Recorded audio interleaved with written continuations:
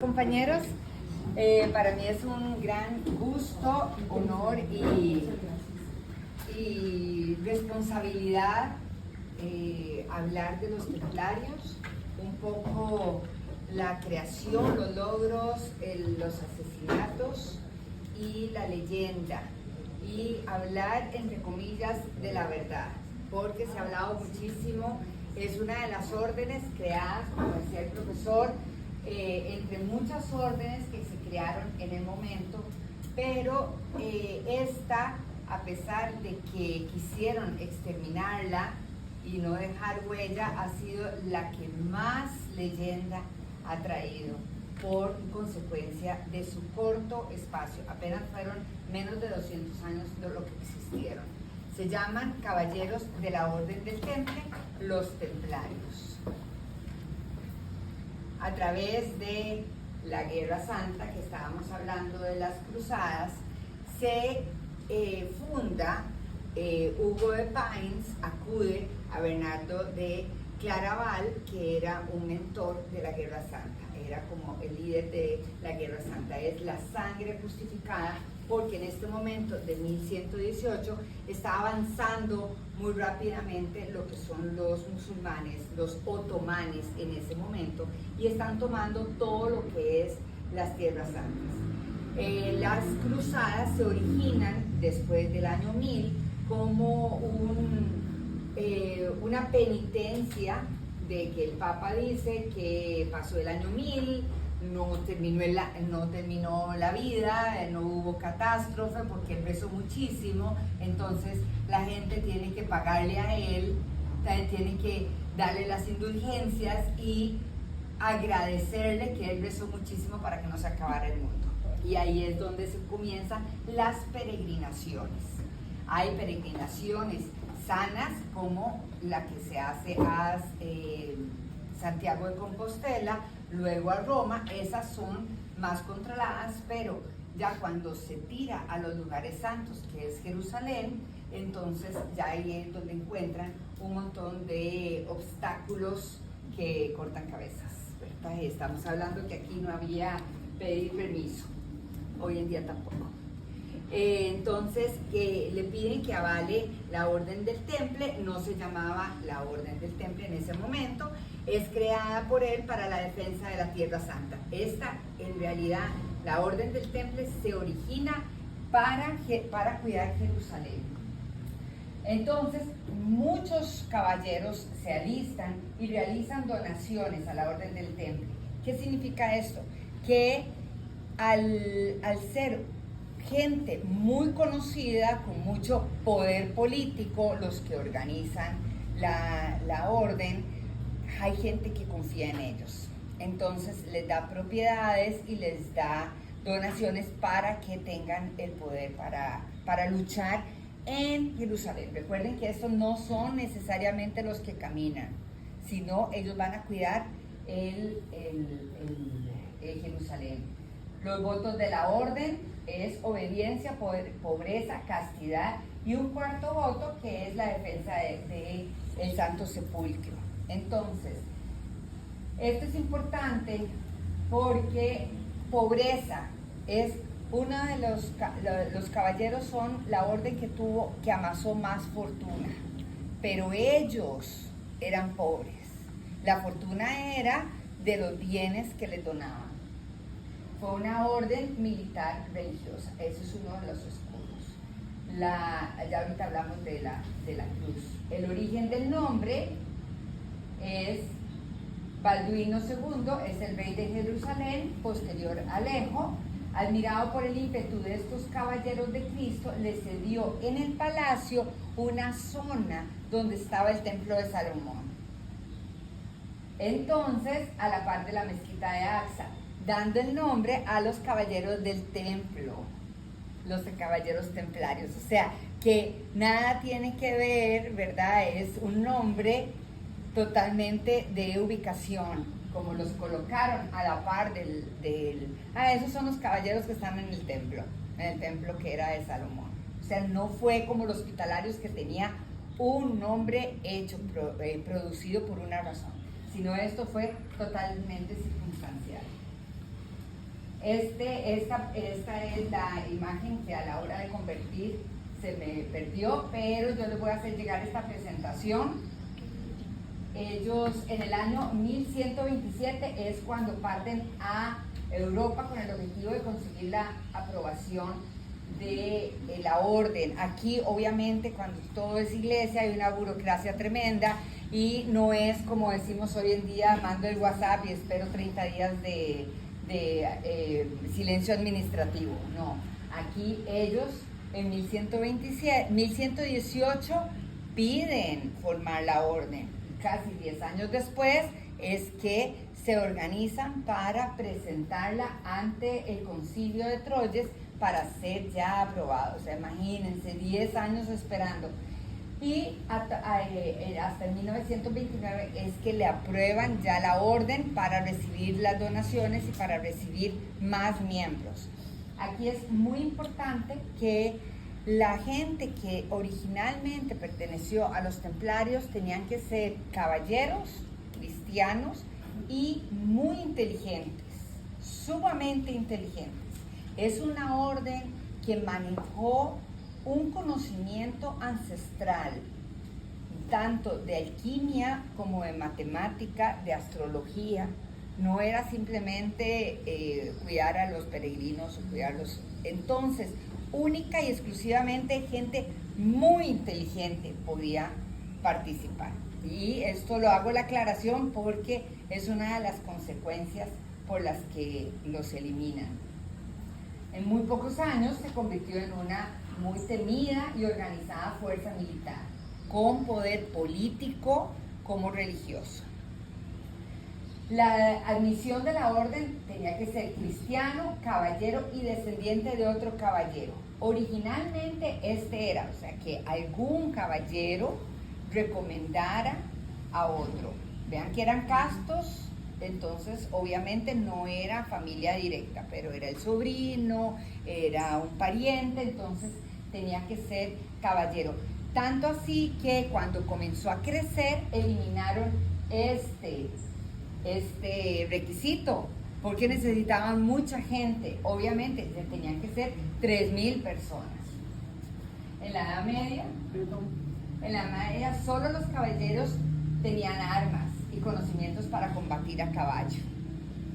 Con el tiempo ingresaron más miembros que no eran caballeros, sino eran nombrados sargentos. Había una como en todo palacio, como en toda organización, se necesita la jerarquía, los mandos principales, que son los que van a tener la estrategia, pero también se necesitan los sargentos. Luego vivían en castillos donados y muchos de ellos también construyeron castillos, fortalezas para la defensa, principalmente en el sur de Francia, que voy a tener la oportunidad de ir ahora en septiembre.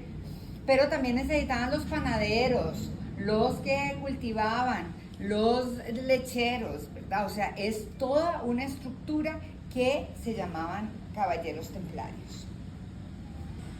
Por otro lado, los únicos requisitos que mantuvieron era ser soltero, no estar excomulgado. Acuérdense que aquí también por cualquier cosa y en una época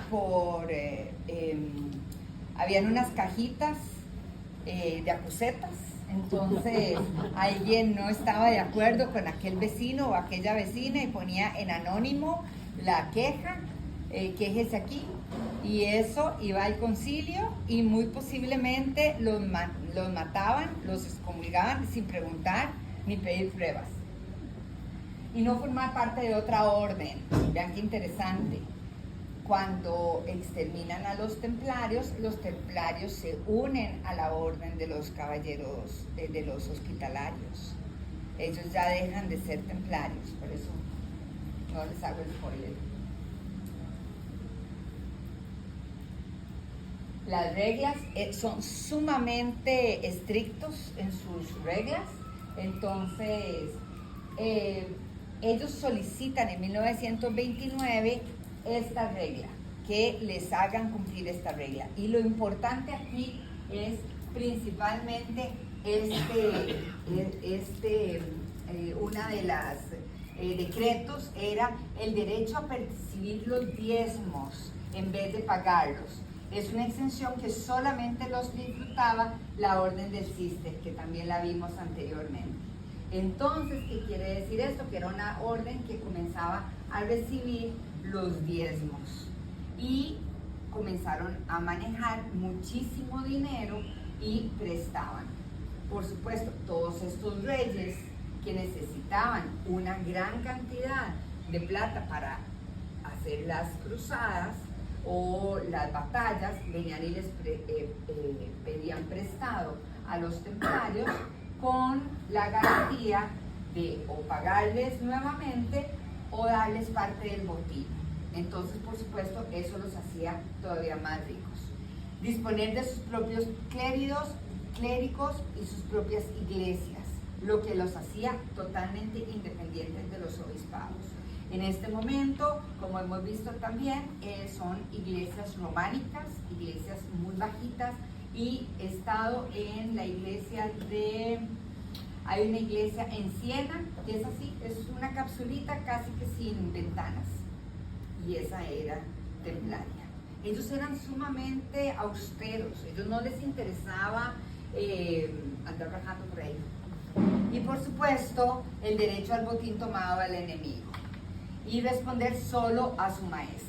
Entonces, a pesar de que era de la iglesia, el maestre, que el último fue Jacques de Molay, era el que los guiaba.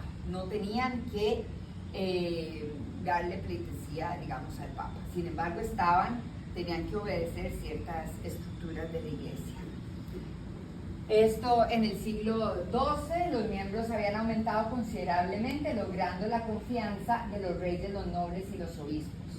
Y el pueblo tenía mucha confianza en ellos, entonces las mismas personas les donaban, tanto preferían dejarles en herencia a los templarios que sabían que eran reliable, que eran fieles a las iglesias o a los curas o al mismo obispo.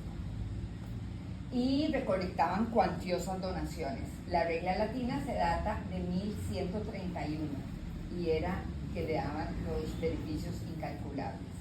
En batalla, por supuesto, como les dije, eran estrategas, entonces disponían de 3000 hombres entre caballeros, sargentos y caballería ligera, escuderos y servidores que cuidaban la retaguardia.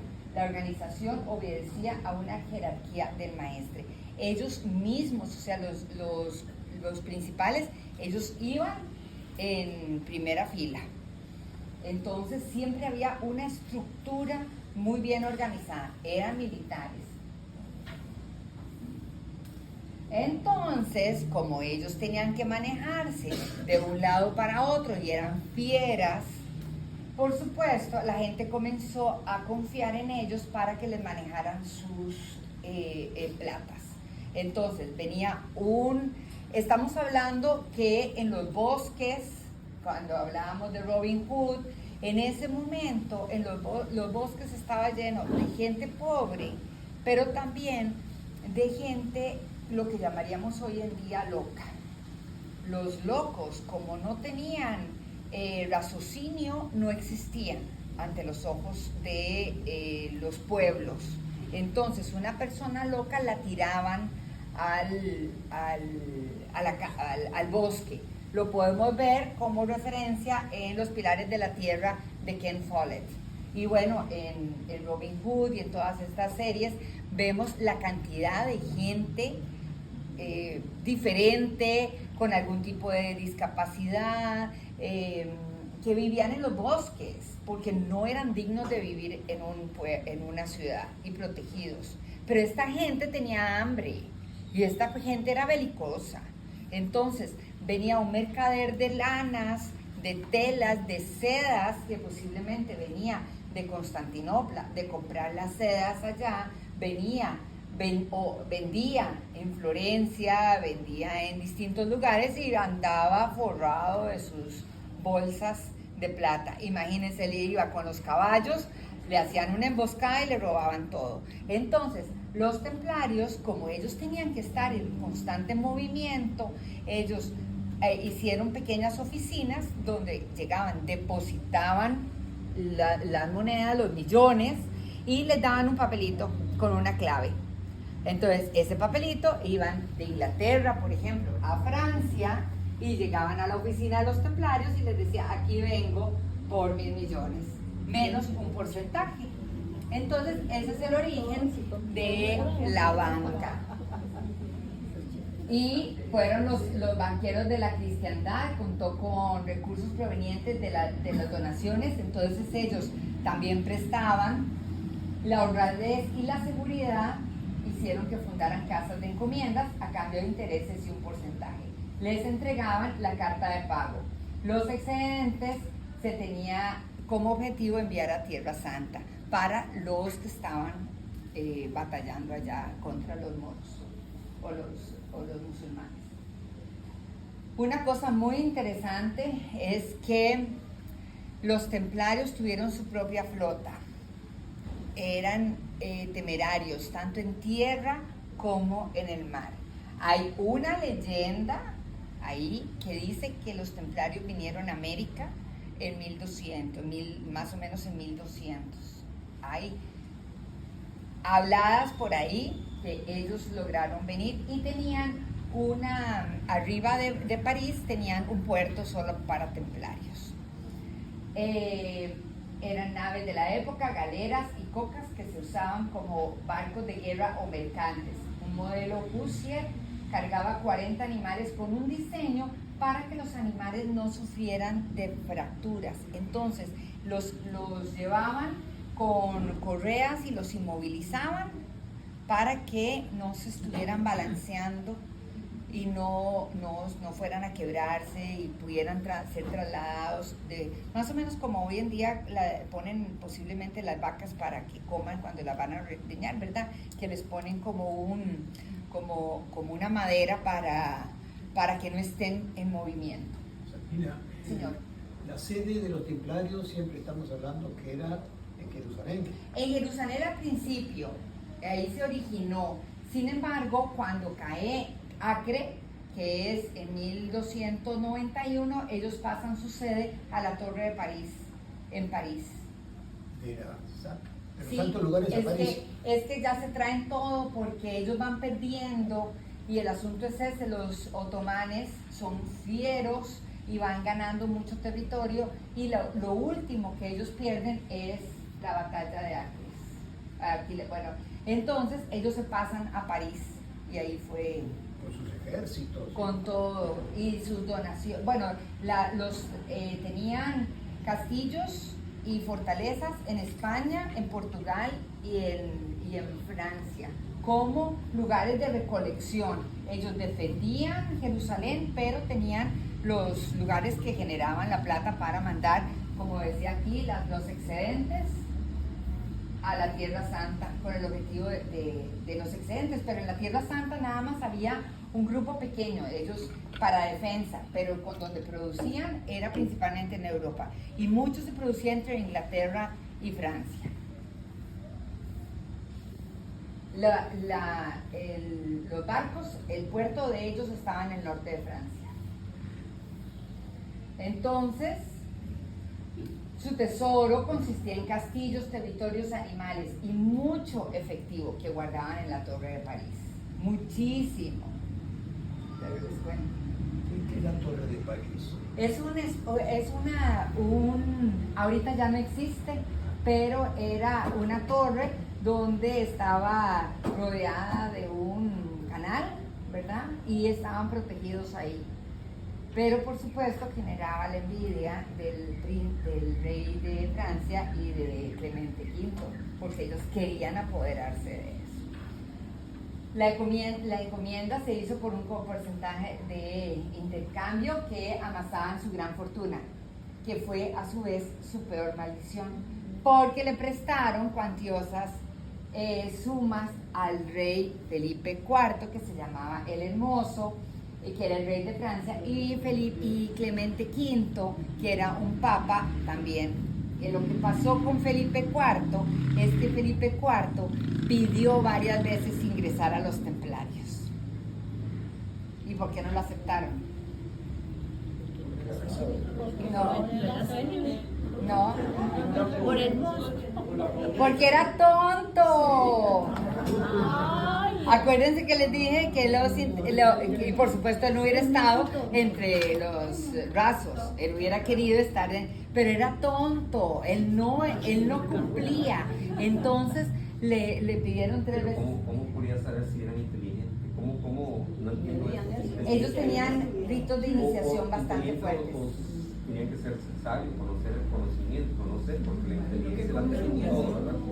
Claro, pero ellos tenían un rito de iniciación bastante fuerte, muy fuerte, y que es parte de la leyenda en que los condenaron en esos 7 años de tortura que les pusieron un montón de blasfemas. Y entonces, porque ellos tenían un rito de iniciación muy fuerte, ellos agarraban a una persona y la iban preparando, y como amasaban un conocimiento ancestral, mucho era de alquimia.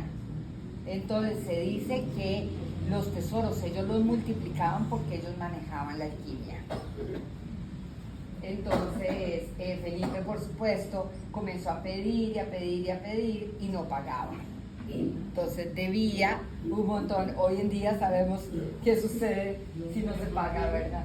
Y Clemente V, como papa, también solicitaba para hacer, ya no se llamaban cruzadas, se llamaban como empresas. Hay una palabra que son, ok, vamos a ir a rescatar tal castillo, entonces vamos a generar esa empresa, pero no es empresa, pero sí es una palabra que ya no eran esas cosas majestuosas de demasiada plata, pero se enjaranaron.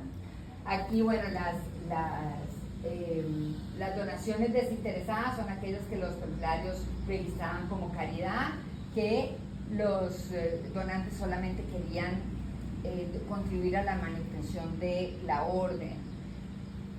Las donaciones interesadas, como las que se producían en la península ibérica, son aquellos donde recibían castillos y territorios recién conquistados con el objeto de que la orden los defendiese o los repoblase. Habían muchísimas, bueno, ya estábamos sacando a los musulmanes, ¿verdad?, de la parte ibérica. Vimos cómo hasta 1200 todavía la parte de Granada estaba con musulmanes. Entonces ellos le daban el castillo a la orden para que la orden lo protegiera y de esa manera pudieran volver a vivir en la orden. In extremis eran las que hacía un caballero en el momento de su muerte para poder ser enterrado con el hábito de la orden y recibir la misericordia divina. Y la donación remunerada, ya que supone algún beneficio económico, protección para la persona que efectuaba la donación. Vean que aquí todo es humano, aquí no hay nada religioso ni nada sobrenatural. Así nacía la encomienda, que tenía como objetivo poder mandar los excedentes a la Tierra Santa. Este es un documento de 1167 en el que se hace referencia a una donación a los templarios de una parte de vino y trigo cosechada en el castillo de Barberá, Tarragona. Es lindo, ¿verdad?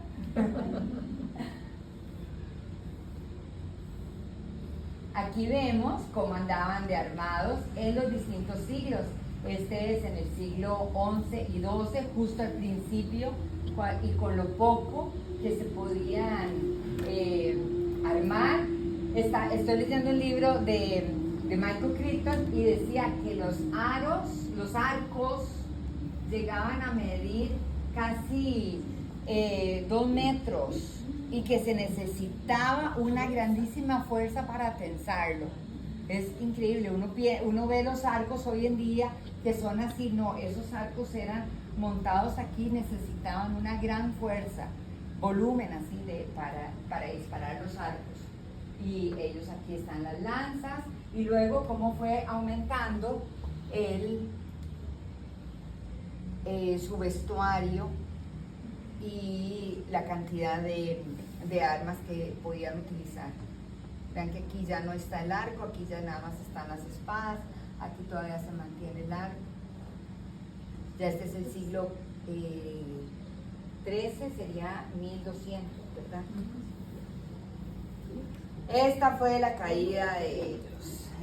Cuando les mande la presentación, les mando con la foto que busqué de la caída de Acre.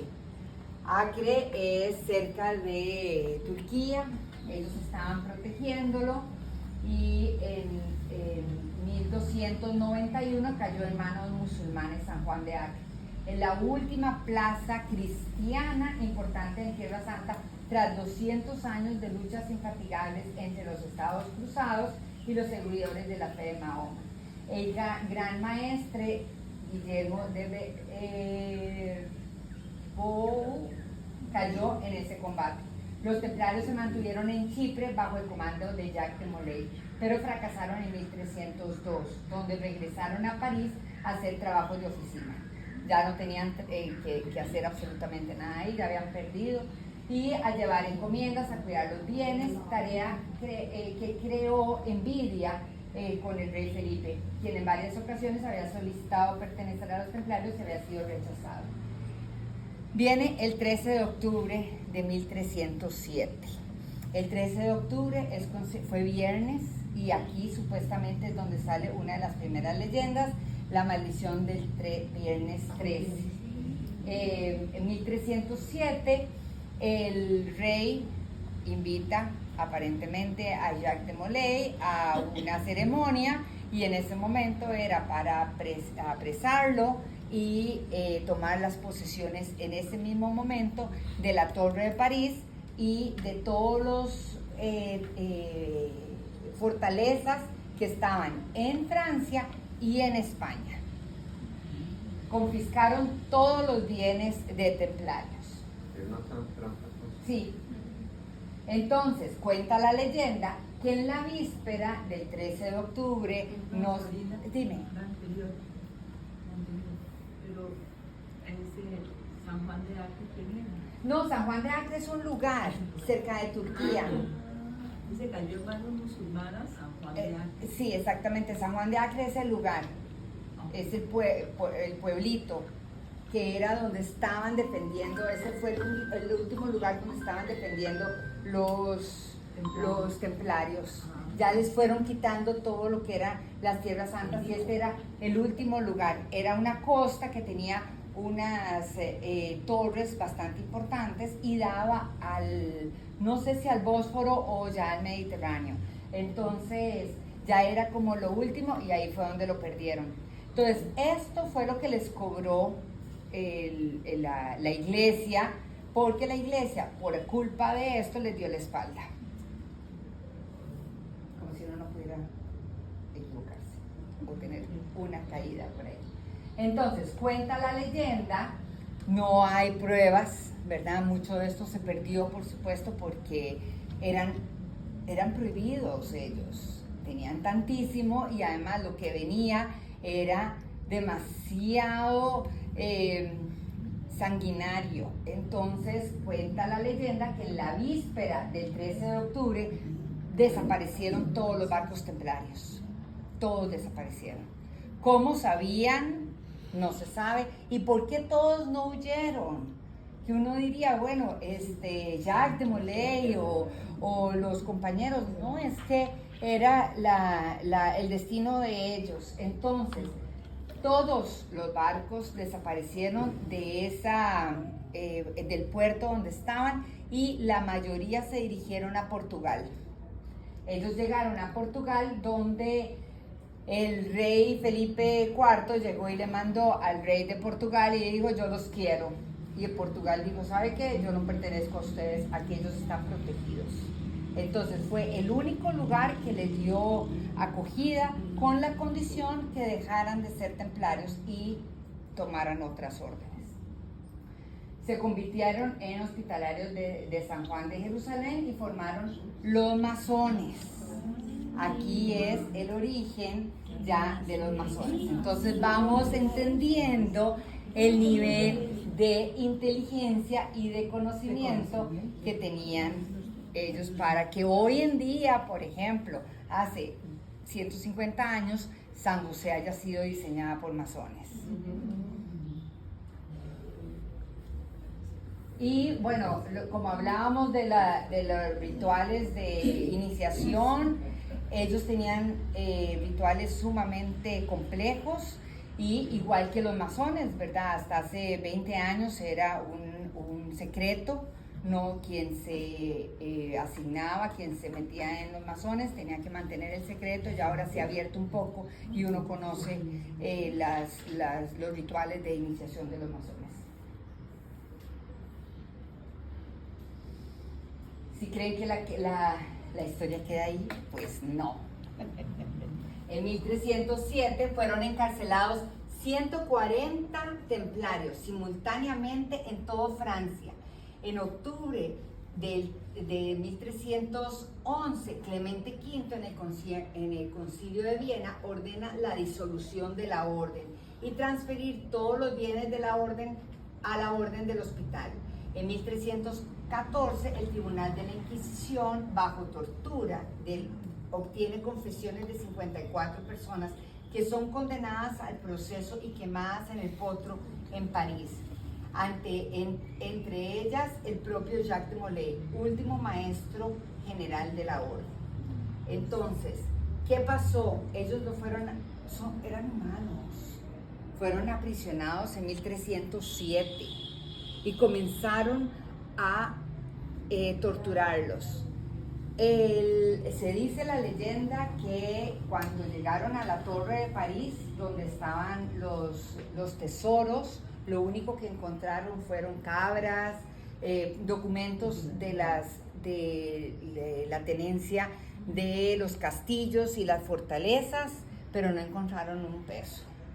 Desapareció absolutamente toda lo que era el efectivo, que era lo que le interesaba a Felipe IV. Era el efectivo, no le interesaban los castillos, porque ya eso, pues ya él tenía suficiente. Y además, cada castillo, uno dice, uy, qué dichosos, cada castillo, el mantenimiento, lo vemos hoy en día con este montón de reyes y cuánto cuesta el mantenimiento. Entonces, Jacques manda la maldición más conocida en la historia. Mientras se quemaba en la pira es un montículo de madera hecha específicamente para quemarlos. Jacques de Molay maldijo al rey Felipe IV de Francia y a sus descendientes, y al Papa Clemente V y a todos los que apoyaron su muerte. De Molay dijo que en el siguiente año y un día Clemente V y Felipe IV morirían. También dijo que la línea de sucesión de Felipe IV no reinaría más en Francia. Sucedió como deseaba el infortunado, y el primero en morir fue el Papa Clemente IV. Le sobrevino una grave enfermedad y murió el 20 de abril de 1314. Poco después del Papa, Felipe IV murió de un derrame cerebral durante un día de caza. La muerte trágica también fue el destino de todos sus sucesores del rey. Entre 1314 y 1328 murieron 3 hijos y nietos del rey francés. A los 14 años de la muerte de Molay, la dinastía de los Capetos ya no existía, después de 300 años.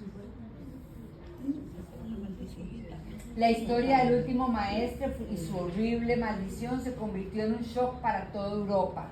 También arruinó la política de Francia, porque algunos de los gobernantes tenían miedo de tener relaciones con la maldita familia real. Aquí quiero hacer una pausa, ya casi termino la presentación. Posterior a esto vinieron los reyes malditos, así que no se libró totalmente Francia de su maldición, no era la misma dinastía, pero los reyes malditos continúan hasta Luis XVI, que es el último monarca de Francia, que en 1789. En septiembre del 2001, Bárbara Frale, una paleógrafa italiana, encuentra en los archivos secretos del Vaticano, descubrió un documento conocido como el Pergamino de Chinon, que afirma que en 1308 el Papa V absolvió a Jacques de Molay un año después de haberlo aprisionado, y al resto de los caballeros de los cargos presentados por la Inquisición. 6 años más tarde, el Vaticano publicó el documento en una edición limitada de 800 ejemplares. O sea, ¿por qué no lo sacaron? Porque no había interés político, había mucha plata de por medio. En junio del 2011, el Papa Benedicto se disculpó por el asesinato de Moley y reconoció que fue víctima de falsas acusaciones. Siglos después de la tragedia, el Vaticano admitió que el Papa había apoyado los asesinatos, aunque los templarios no eran culpables. Estas son las cartas, esta la tomé, son copias de los originales, están en Toledo, las tomé justo ahora en febrero que andaba en Toledo, fui a un museo de los templarios. Esta es de los pergaminos secretos del Vaticano. Ahora, no termina ahí, estamos de tiempo, Queda una hora. Como ustedes sabían, bueno, el tema me apasiona, ¿verdad? Definitivamente hablar de una orden que lo que trató de hacer fue el bien. He venido investigando muchísimo, inclusive estoy escribiendo un libro, una novela histórica de los templarios. Entonces vengo a leerles la primera página. No está editada, no está corregida, sin embargo, para que tengan más o menos una idea cómo va a ir el libro, que espero sacarlo para finales de este año. Se llama El legado secreto templario. El fuego ardía mientras la leña seca crepitaba expulsando chasquidos y chispas. Su salvia se chamuscaba. El fuego expulsaba llamas que convertían la leña en tonalidades naranjas. Al lado del río Sena, frente a Notre Dame, el alba se asomaba en la isla de los judíos. Semanas antes, el sonido de la leña quemándose había sido el único testigo al hacer el amor en el bosque. Elena y Richard, en su despedida, ese crujido hipnotizante podría tener un efecto calmante, junto con los colores mientras se consumía el fuego y soplaba un silbido entre la madera ardiente. Sabían que ese momento significaba el adiós, pero ni el fuego los separaría jamás. El verdugo acercó paja húmeda a la pira de Richard, generando mucho humo. Había perfeccionado la técnica de ejecutar a los condenados, en este caso en la hoguera. Aun cuando era su trabajo, prefería no hacer sufrir al imputado. El humo caliente entraba y quemaba sus pulmones. Tosía, movía la cabeza de un lado a otro buscando aire fresco, sin saber que haría la agonía más lenta. Era el sentido de supervivencia. Mientras el calor del fuego alcanzaba los pies, estos se retorcían sobre la pira hecha para ellos. La del maestre Jacques de Molay fue hecha para quemarse lentamente. Las demás eran normales. El humo era asfixiante. Las llamas alcanzaban los pies. El dolor era inmenso. Su cuerpo se retorcía, tratando de escapar de ese castigo. Pronto terminaría. Era el fin de una era. A poca distancia se escuchó una exclamación. Como pudo, Richard levantó la cabeza en dirección al gran maestre Jacques de Molay y bajó el rostro en señal de apoyo. Buscó la mirada de su amada Elena entre la multitud. Una lágrima descendía sobre su mejilla. Tosía del humo en los pulmones. Cerró los ojos y murió. Pagarás por la sangre de los inocentes, Felipe, rey blasfemo, y tú, Clemente, traidor a tu iglesia. Dios vengará nuestra muerte y ambos estaréis muertos antes de un año. Muchas gracias. Una preguntita, bueno, dos preguntitas. Ajá. Dijiste que se puede controlar la intensidad de la hoguera para que sufras más o menos. Sí, resulta que la pira, Muchas gracias. la pira es esta montículo de logs, de leña que le ponían, pero el verdugo ponía hojas húmedas. Las hojas húmedas generaba mucho humo. Entonces el imputado moría muy rápido de asfixia, sí, entonces no llegaban a quemarse, no se quemaban vivos. Y eso fue lo que sucedió con las brujas, con posiblemente Juana de Arco, ¿verdad? Que porque también era una muerte amable. Bueno, Sí, pero al ponerle humo. El asunto es que con Jacques de Molay no lo permitieron. El gobernador dijo que no le pusieran a él las... Como una hazaña contra él. Sí. Sí. De hecho, se dice, ¿verdad?, que cuando él salió, lo tuvieron en una jaula desde la madrugada, bajo el aguacero, porque esto fue marzo, fue 14 de marzo de 18 de marzo de 1314. Y a él lo sacaron, nada más era un harapo para cubrirlo, nada más, sucio completamente, lo pusieron en una jaula para el disfrute, porque estas ejecuciones eran una fiesta, el rey daba una fiesta, tenía palomitas de maíz y cerveza gratis, ¿verdad? Una cosa así. Entonces el pueblo se acercaba para ver las ejecuciones. Y sacaron a Jacques de Molay, y cuando lo amarraron, él se arrancó esta parte de acá, y aquí tenía, con una cuchara herrumbrada, se había hecho una cruz. Entonces el pellejo, se decía que el pellejo estaba lleno de gusanos ya, porque él la fidelidad de él era ante Jesús, no ante la humanidad. Y otra preguntita, Sí. Tiempo. yo tengo 50 preguntas.